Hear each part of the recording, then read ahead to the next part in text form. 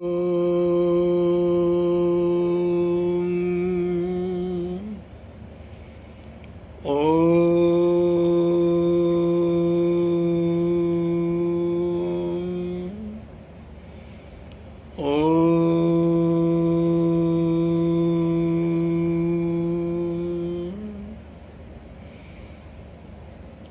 मित्रों। चैत्र शुक्ला त्रयोदशी 2079 गुरुवार 14 अप्रैल 2022 दोपहर के 3:35 हुआ चाहते हैं। और आज का ये पुनर्जन्म और काल यात्रा इस सीरीज का ये 18वां 15, 16, 17, 18वां वीडियो है।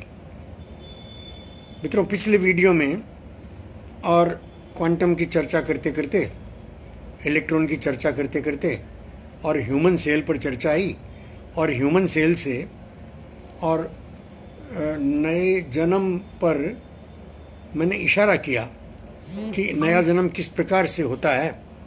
तो स्त्री पुरुष संयोग से किसी माता के गर्भ में पलते शरीर को और कोई पहले से वर्तमान जीवन इकाई चलाना शुरू करती है, और वो जो निर्णय होता है उस जीवन इकाई का कि इस पेट में पल रहे इस शरीर को मैं चलाऊंगा, तो वो उस शरीर को गर्भ में जब बच्चा 4 साढ़े 4 महीने का हो जाता है, उसके हाथ पैर बन जाते हैं, लिंग बन जाता है, चेहरे का आकार तय हो जाता है, और लगभग शरीर पूरा बन गया 4 साढ़े 4 महीने में, तब कोई वर्तमान इकाई, मौजूद जीवन इकाई उसको चलाने का निर्णय करती है, और वो बच्चा इसकी सूचना पहली बार लात मारकर अपनी माँ को देता है। पहली लात खाते ही पहली बार माँ बनने वाली स्त्री को इतना सुख मिलता है, एक जीवन को निर्माण करने का जो अद्भुत सुख है। इसलिए माँ का कर्ज चूक ही नहीं सकता। नया निर्माण या तो ईश्वर कर सकता है या माँ कर सकती है। तो माँ अपने पेट में पहली लात खा करके, बच्चे की पहली लात खा करके जो खुशी प्रकट करती है, वो खुशी और वो उसके चेहरे पर, उसके पूरे व्यक्तित्व में दिखाई देती है। तो उसके आसपास मौजूद उसकी सास, नंदें, देरानी जेठानी जान लेती हैं, समझ में आ जाता है। या वो फिर अपने सिंगल परिवार हो तो अपने पति को बता देती है कि आज बच्चे ने लात मार दी। तो ये लात मार दी, सोहेल खान आ गए हैं। सोहेल खान, आपका बार बार ये कहना कि आप मेरे साथ वीडियो में होना चाहते हैं और आप व्हाट्सएप नंबर नहीं देते, मैं आश्चर्य करता हूँ। मेरा व्हाट्सएप नंबर पर, अरे मेरा व्हाट्सएप नंबर आप ढूंढ सकते हैं भाई, उस पर अपना व्हाट्सएप नंबर देंगे तो मैं आगे आपसे बात कर सकूँगा। मेरे देने में कठिनाई है सोहेल खान, पर ठीक है, आपकी मर्जी है।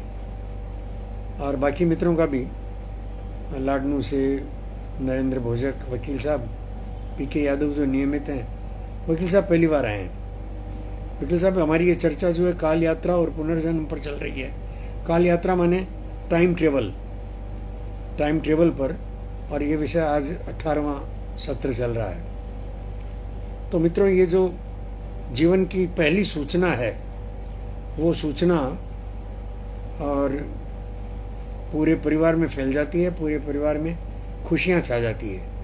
परिवार ये समझता है कि इस बच्चे का स्वागत करने के लिए हम कुछ आयोजन कर रहे हैं। घर में आयोजन शुरू हो जाते हैं। आयोजनों में माँ की इच्छा पूर्ति करने के लिए बड़े आयोजन होते हैं, सब इकट्ठा होते हैं, उपहार लाते हैं, गोद भराई कहते हैं इसको। बहुत उत्सव शुरू हो जाते हैं। हम लोग समझते हैं कि ये उत्सव हमारे या बाहरी लोगों के इनिशिएशन से, उनकी पहल से शुरू हुए। वास्तविकता यह है कि उस उत्सवों का आगाज़, उस उत्सवों की प्रेरणा वो बच्चा देता है। वो बच्चा कहता है कि मैं खुशियाँ लेकर आया हूँ तो खुशियाँ मनाओ।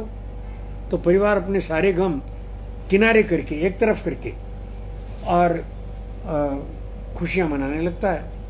यहाँ से उस बच्चे का, वो बच्चा अपना संकल्प पूर्ति में लगा रहता है। मित्रों, मैंने कई माताओं के साथ इस अनुभव को उनसे पहले से सूचना देकर और जांचा है कि जब जब वो लात मारता है तब तब विशेष अवस्था होती है।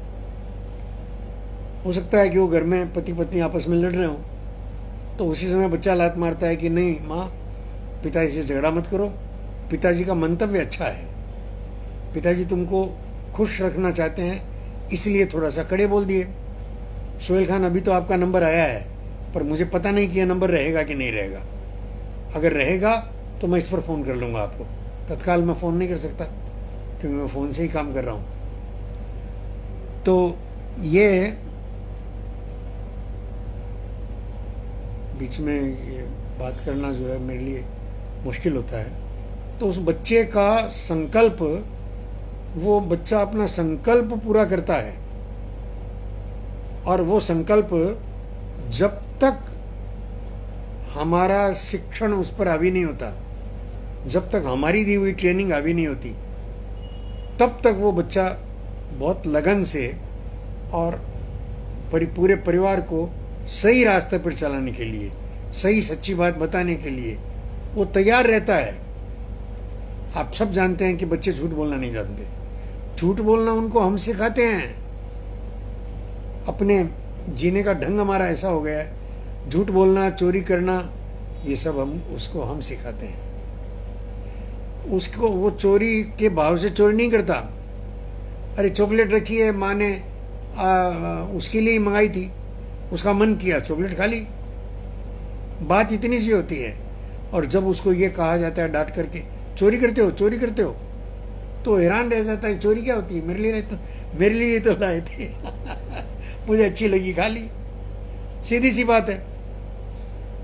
जब उससे कहा जाता है झूठ बोलते हो, झूठ बोलते हो, तो हैरान होकर देखता है वो कि मैं झूठ बोलना जानता ही नहीं, क्या होता है झूठ। और थप्पड़ पड़ती है। थप्पड़ पड़ते ही बच्चा समझ जाता है और मान जाता है, अब नहीं बोलूँगा बाबा, अब नहीं बोलूँगा, मतलब तभी से झूठ बोलना शुरू करता है। वो स्कूल जाता है, उसकी ट्रेनिंग पक्की हो जाती है झूठ बोलने की, चालाकी करने की, व्यापारी बनने की। और हम एक अच्छे खासे इंसान को, जो हमको सही जीना सिखा सकता है, अगर हमने उसको गुरु बनाया होता 7 साल तक, अरे कोई तो प्रयोग करे भाई। बच्चे को सिखाओ मत, उससे सीखो। उससे सीखोगे तो और चमत्कार होगा। मुश्किल तो होगी, मुश्किल होगी, क्योंकि मुश्किल इसलिए होगी कि हमको वैसा जीना आता ही नहीं है। हमको उस तरह से जीना आता ही नहीं है, इसलिए मुश्किल होगी। नहीं तो कोई मुश्किल नहीं है। बच्चे को गुरु बनाओ और बच्चे को गुरु बनाकर बच्चे से सीखो, वो सही जीना सिखा देगा। और 7 साल का होते होते वो खुद बता देगा कि उसको सांसारिक जीवन की कौन सी विधा में इंटरेस्ट है और कौन सी विधा वो सीखना चाहता है। 7 साल तक तो आपके ये गजेट सारे वो घोट के पी जाएगा, सारा समझ जाएगा। और सामान्य व्यवहार से वो सीख जाएगा कि भाई पैसे की ज़रूरत है और पैसा कमाने के लिए कुछ न कुछ काम करना पड़ता है। तो वो आसानी से स्वयं तय करके बता देगा कि मैं इस काम में रुचि रखता हूँ। अरे भाई, अपने अपने संस्कारों के अनुसार क्षमता अलग अलग हो सकती है, लेकिन बच्चे के इरादे पर, और बच्चा जब नया जन्म लेता है, घर में आता है, तो जहाँ से आ रहा है वहाँ से वो कई सारे अद्भुत नज़ारे देखते हुए आ रहा है। वो हमारी तरह नहीं है। वो 3 आयामों के सिवा 4 आयामों वाले जगत से आ रहा है, जिसके बारे में हम कुछ नहीं जानते। उस पार की भाषा विज्ञान नहीं जानता, और हमारा जो ये अध्यात्म है वो भी हमको ठीक से बता नहीं पाते।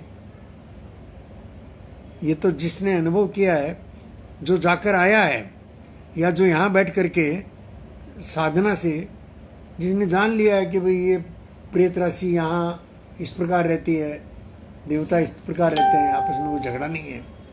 यहाँ जैसे प्रेतों और देवताओं में आपस में झगड़ा हो जाता है, उस पार नहीं है ये।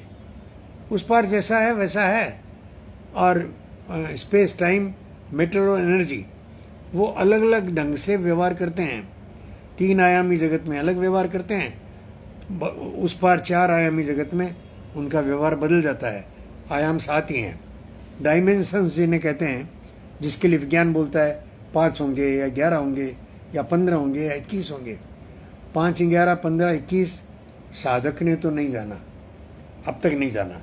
7 पक्के होते हैं, और बाकी सब जो 15, 21 की बात करते हैं वो वैसा ही है जैसे हम अपने स्त्री आयामी जगत में किसी ऐसे मोड पर पहुँचे जहाँ से 7 रास्ते एक साथ मिलते हो, तो प्रसिद्ध होता है कि यहाँ से 7 रास्ते बनते हैं।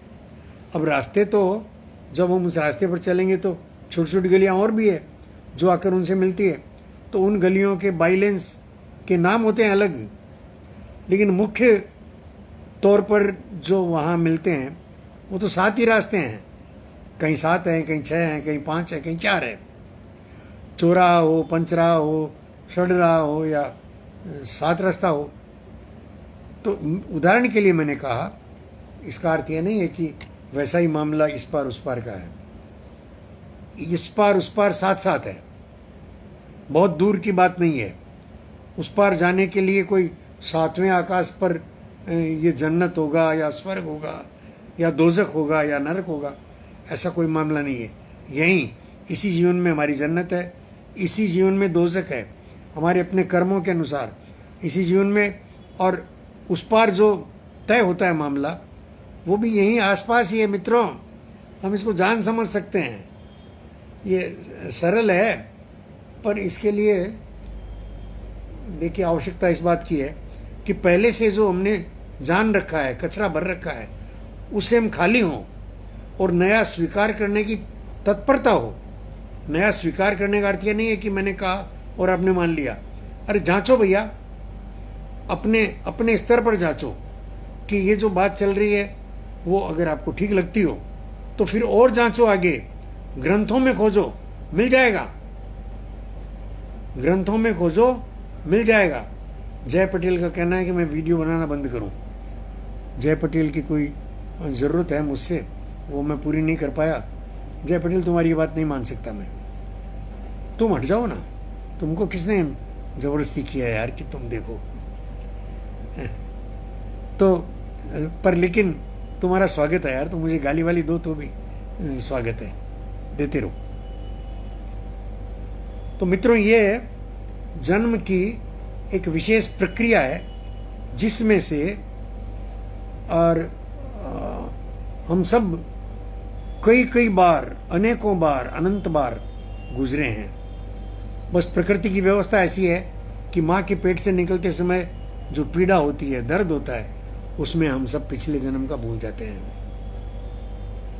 पिछले जन्म का भूल जाते हैं। बाकी रही सही बात जो है, वो पेट से बाहर आने के बाद में ये व्यवस्था जो है हमारी, हमारे जीने का जो ढंग है, वो हमको सिखा देता है, वो हमको बदल देता है, वो हमको रोबोट बना देता है, वो हमको पैसा कमाने वाली मशीन बना देता है।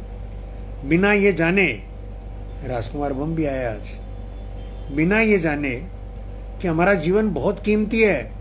हम पैसे बनाने की मशीन नहीं है। पैसा तो जितनी आवश्यकता है उतना किसी न किसी प्रकार आ ही जाता है, आ ही जाता है। लेकिन हम कुछ और विशेष करने के लिए, किसी और विशेष प्रयोजन से हमने देह धरी है। इस प्रयोजन की बात हम अगले सत्रों में करेंगे मित्रों। धन्यवाद, नमस्कार। ओ